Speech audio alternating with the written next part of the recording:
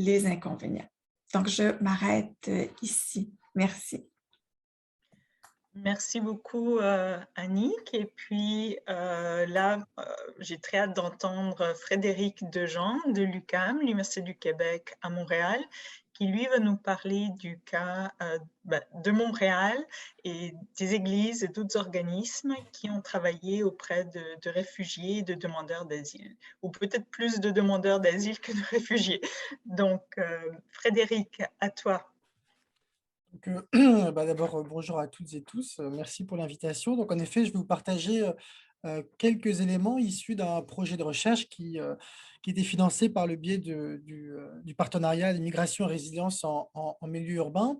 Et moi, je vais vous parler plus particulièrement du rôle des églises protestantes évangéliques dans l'accueil des demandeurs d'asile haïtiens. Donc, c'est un terrain qui a été réalisé en 2018 en collaboration avec un chercheur postdoctoral, donc Emerson Jean-Baptiste, comme l'indique la slide.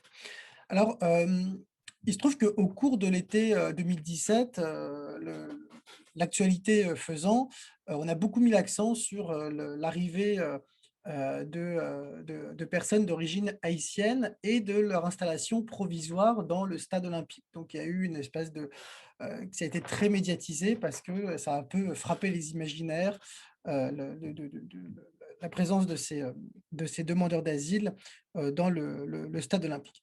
Bon, il se trouve qu'au cours de l'année 2017, en effet, les populations d'origine haïtienne ont été la majorité des demandeurs d'asile entrés au Québec, puisqu'ils représentaient 30% de l'ensemble des demandeurs d'asile. En revanche, ce qui était vrai pour l'année 2017, par la suite, on a vu qu'en 2018-2019, la part relative des personnes haïtiennes a considérablement été réduite. Alors, dans ma présentation et puis dans cette recherche, ce qui nous intéressait, c'était de comprendre quel avait été d'une part le rôle des églises protestantes évangéliques auprès de ces deux demandeurs d'asile et également de voir un peu leurs spécificités. Parce que l'un des éléments qui ressort, c'est que finalement, les services proposés par les églises peuvent parfois paraître redondants avec d'autres types de services qui seraient offerts par des acteurs communautaires, des organismes communautaires ou même des acteurs publics traditionnels. Et ce qu'on voulait voir, c'était est-ce que finalement les églises sont un peu en concurrence ou est-ce qu'elles sont des acteurs qui seraient davantage complémentaires. Hem, Finalement, ce qui ressortait, c'est qu'il y avait peut-être 3 éléments, puis je les donne tout de suite, comme ça, si à la fin j'ai besoin d'aller plus vite, je l'aurais dit. Le premier élément qui ressortait, c'est que, les églises proposent une prise en charge globale, de l'individu. Contrairement à d'autres organismes ou d'autres services où on va segmenter, l'intervention auprès de la personne. Ça, c'est le 1er élément. Le deuxième élément, c'est également une capacité de mobilisation des églises. Ça, c'est ressorti des entrevues, c'est-à-dire qu'en quelques jours seulement, les pasteurs nous disaient, notamment au cours de l'été 2017, les pasteurs ont pu, mobiliser l'ensemble des membres de leurs églises de façon à collecter des denrées non périssables, des vêtements, des objets par exemple comme des couches, comme des biberons pour des enfants. Le troisième élément qui, à mon avis, est peut-être quelque chose sur lequel, j'aimerais retravailler par la suite, c'est plus également le fait que, les églises ont pu établir un lien de confiance et je pense que la question du sentiment de confiance était, très important, notamment auprès de ces populations-là. Donc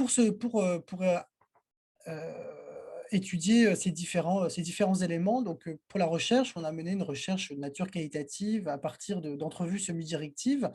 Une dizaine d'entrevues, en fait 9 entrevues avec des pasteurs, d'églises haïtiennes et une entrevue avec un prêtre, d'une mission catholique, haïtienne à Montréal et également, 20 entrevues avec des demandeurs d'asile. Donc ma présentation aura trois points. Le premier point, plus la question du contexte. Je vais peut-être passer un petit peu, plus vite, simplement, mais pour comprendre un petit peu le contexte dans lequel ça a pu se faire cette intervention. Bon, il se trouve que Montréal constitue la troisième diaspora haïtienne la plus importante au monde après, aux États-Unis, les villes de Miami et New York. L'histoire de l'immigration haïtienne à Montréal est ancienne et remonte aux années 60 avec trois phases principales d'immigration, de sorte qu'en 2011, Statistique Canada avançait ou proposait le chiffre de 120 000 personnes d'origine haïtienne euh, au Québec. Et parmi ces 120 000 personnes, plus de la moitié étaient nées hors du Canada. Donc, quand on parle de personnes d'origine haïtienne, ça compte également les enfants qui seraient nés de personnes immigrantes.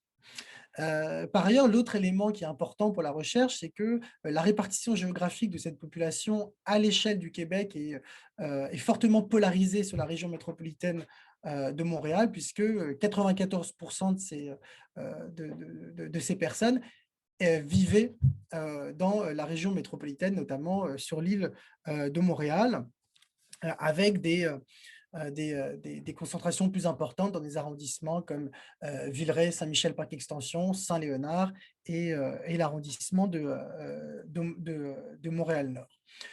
L'autre également, l'élément qu'il faut mettre en perspective, c'est la présence ancienne d'églises protestantes évangéliques haïtiennes à Montréal. Alors, dans d'autres recherches, je soulignais l'ancienneté de ces églises, puisque dès la fin des années 70, on a vu se créer les premières églises qu'on va qualifier d'haïtiennes. Alors parfois, on parle d'églises d'expression, moi je parle d'églises d'expression haïtienne, pour indiquer que ces églises-là, parfois, historiquement, ont été créées par des Haïtiens, mais avec le temps, on ne retrouve pas forcément uniquement des Haïtiens.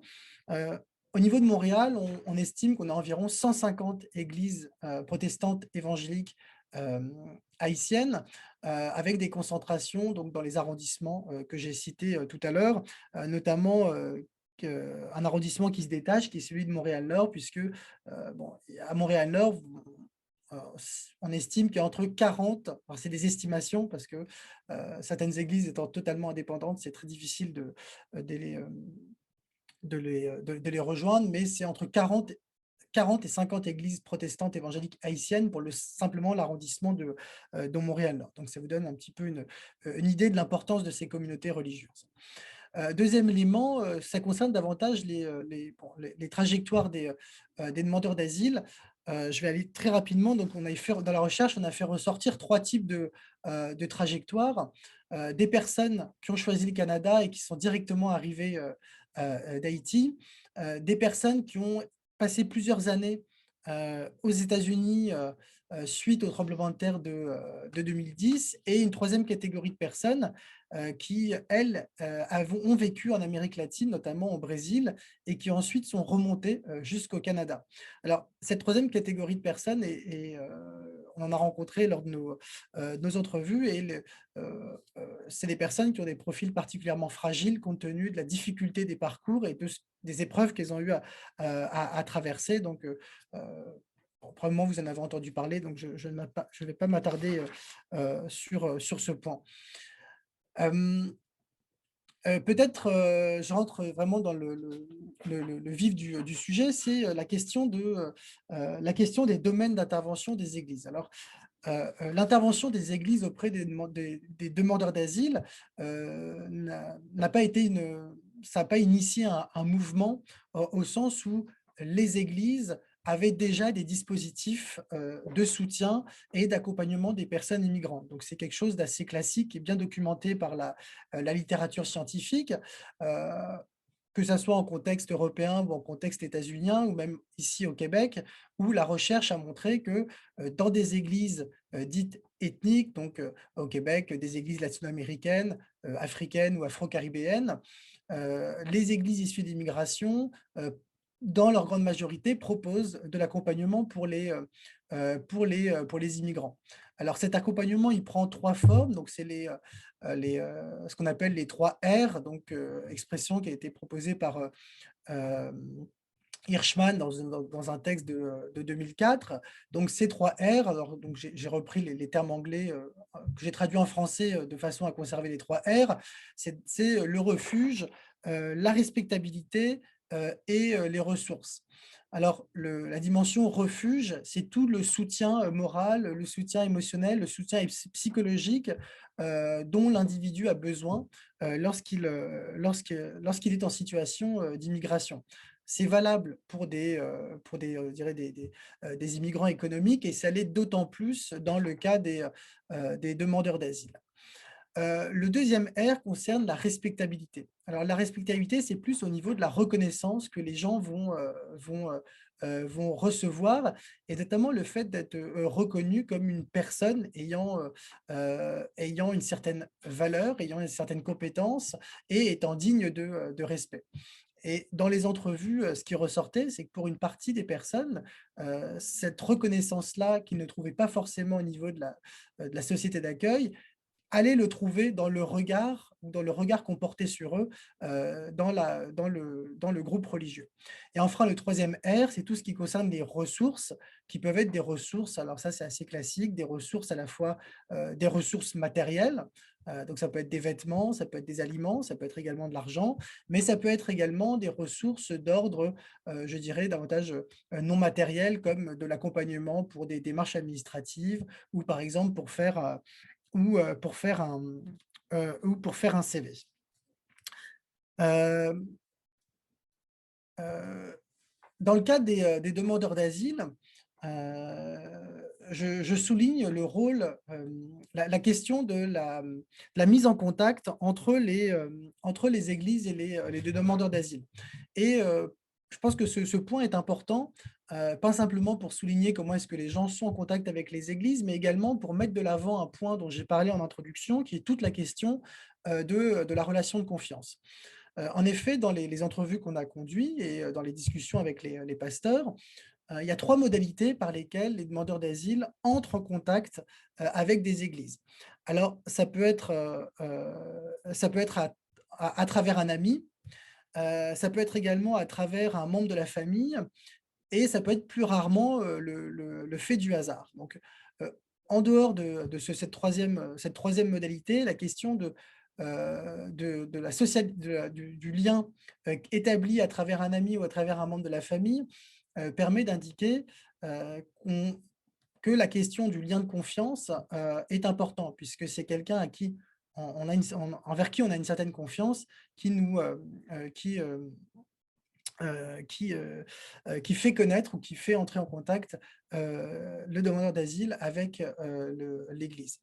Et enfin, il y a un dernier cas, qui est intéressant, c'est, le fait que, les églises en question, sont des églises montréalaises, mais il faut se placer à une échelle internationale et dans bien des cas, on a des églises qu'on pourrait qualifier de transnationales, qui ont des liens, pas forcément avec des églises au Québec, mais avec des églises dans d'autres pays, notamment aux États-Unis. Alors, c'est d'autant plus vrai pour des églises qui appartiennent à des dénominations, protestantes évangéliques, comme par exemple, les Églises de Dieu, qui ont des églises à la fois au Canada, mais également aux États-Unis et des pasteurs nous ont expliqué comme je l'ai indiqué ici sur l'image, où le pasteur explique que, il est arrivé d'avoir des coups de téléphone de pasteurs depuis les États-Unis, qui connaissaient des personnes qui allaient quitter le pays, qui allaient se rendre au Canada et donc ils recevaient comme ça des coups de téléphone et il y a même dans certains cas où les demandeurs d'asile arrivent avec une lettre, d'un pasteur américain, demandant aux pasteurs québécois, d'accompagner ou d'aider, le demandeur d'asile. Donc cette dimension transnationale, me semble assez spécifique et tout à fait intéressante. Hem, sur notre terrain de recherche, dans les entrevues conduites avec les demandeurs d'asile, mais également avec les pasteurs, finalement, il y avait 2 grands domaines, d'intervention. Enfin, il y a plusieurs domaines d'intervention, notamment, l'intervention pour tout ce qui concerne, l'administratif. Puis ça, ce qu'on a vu dans les entrevues, c'est que, les les pasteurs expliquaient que les communautés, la communauté n'avait pas forcément une connaissance exhaustive des différentes démarches administratives et donc il a fallu, sur une base empirique, se constituer des connaissances sur les démarches spécifiques aux demandeurs d'asile qui ne sont pas des réalités connues par l'ensemble des immigrants. Donc là, j'ai mis, donc on avait donc dans les entrevues conduites, c'est sûr que la plupart des églises proposaient ce type de soutien-là, qui ne donnait pas forcément lieu à la création, je dirais, dans l'église, d'un département spécifiquement voué à l'administration, mais qui se faisait de manière un petit peu empirique ou de manière organique. Souvent, c'était le pasteur lui-même qui prenait en charge les demandeurs d'asile. L'autre domaine d'intervention, puis là, c'est vraiment peut-être le plus facile à mettre en place pour les communautés, c'est tout ce qui concerne l'aide matérielle. Donc là, j'ai mis une citation où la personne explique qu'on l'a aidé dans la recherche du logement et au niveau du déménagement. J'allais dire déneigement, c'est un lapsus, c'est mes angoisses qui sont transmises. Euh, Ce qui ressortait même dans certains cas, c'est que certains demandeurs d'asile, qui n'étaient pas forcément de confession protestante, se rendaient dans les églises.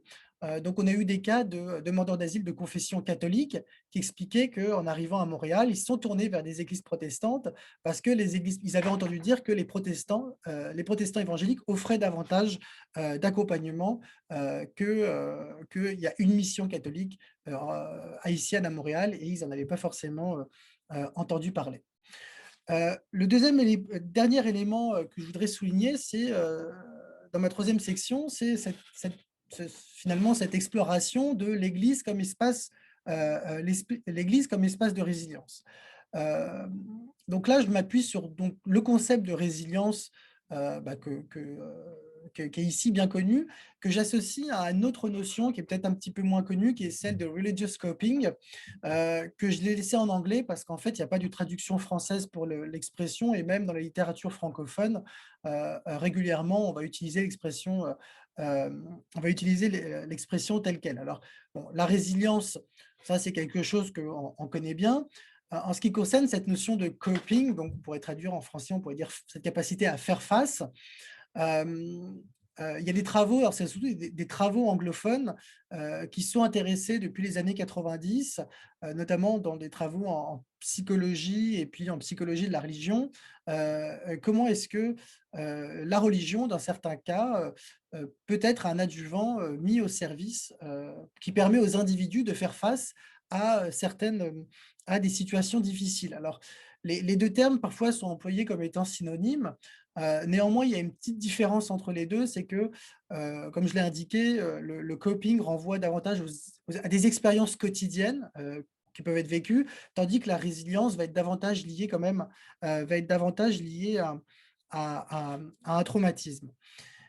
Si on essaye de voir un petit peu qu'est-ce qui est ressorti de notre terrain. Ici, j'ai mis un certain nombre de citations qui sont des citations issues de la littérature. Ce n'est pas issu du terrain, mais c'est 3 citations que je trouve intéressantes. La première, c'est celle du sociologue allemand Simmel, qui est l'un des premiers à avoir proposé une définition en sociologie, une définition que je qualifie relationnelle de la religion.